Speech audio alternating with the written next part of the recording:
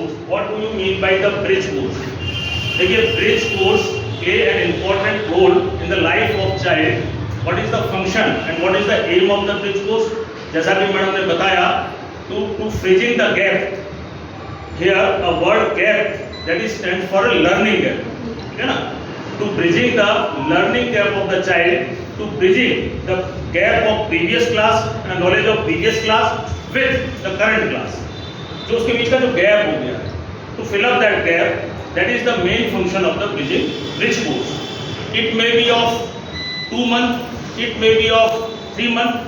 Bridge courses are the short term courses. ये long नहीं है, short term courses. It may be of 2 month, it may be of 3 month, it may be of 3 weeks. In other words you can say that all the remedial courses are known as the bridge course. वो सारे उसी bridge की course की category में आते हैं. For example we know that the anganwadi workers are not working at the balwadi. ये हमारा पॉइंट है. और बच्चा कहाँ जाता है हमारे पास? क्लास 1. तो उनके गैप को पूरा करने के लिए, to bridging the gap between the Bal Vatika and class 1. जब बच्चा व्हेन द चाइल्ड कम, हमारे बच्चे में आता, हमारा बच्चा जब 6 साल का होकर के हमारे पास आता है, he is not ready for class 1. वो क्लास 1 के लिए रेडी नहीं है. तो what we are now presently what we are doing in our schools, we are running a readiness course. Readiness course चल रहे हैं. What is the function of readiness course? That is nothing but to ready the child. उस बच्चे को क्या करना? Ready करना. To prepare a child for class 1.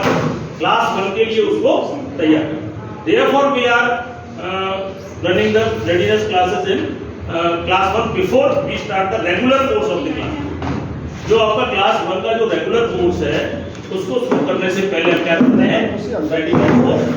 इस कोर्स को शुरू में क्यों चलाना चाहिए? Why we will run the bridge course before we start a regular course? जैसे क्लास 1 में we are doing readiness program up to 12 weeks. After 12 weeks we are the child is ready for class 7. तो वो जो bridging है, हमने उसको जो gap किया, वो आपका ब्रिज. तो रेडीनेस कोर्स है, उपचारात्मक शिक्षण है, रेमेडियल टीचिंग है, वो सारे हमारे ब्रिज कोर्स हैं. Why should a bridge course be introduced before starting the class of mainstream? तो सीधी सी बात है, इसका आंसर क्या है? To fill up the previous gap को पूरा करने के लिए. ठीक है. दीज आर द, ये आपकी ग्रुप एक्टिविटी है. नाउ फर्स्ट क्वेश्चन क्या है? What should be the content of the bridge course at the foundational stage?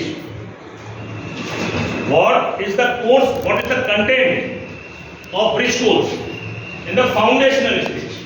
आपका फाउंडेशनल स्टेज. तो फाउंडेशनल स्टेज के लिए ब्रिज कोर्स का कंटेंट क्या होना चाहिए? बताएं.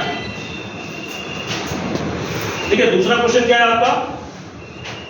What should be the activities to develop the oral skill?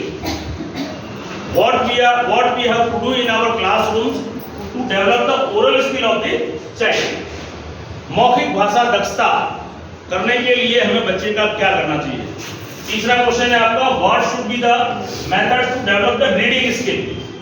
First of all oral skill, after that reading skill, and at last writing skill.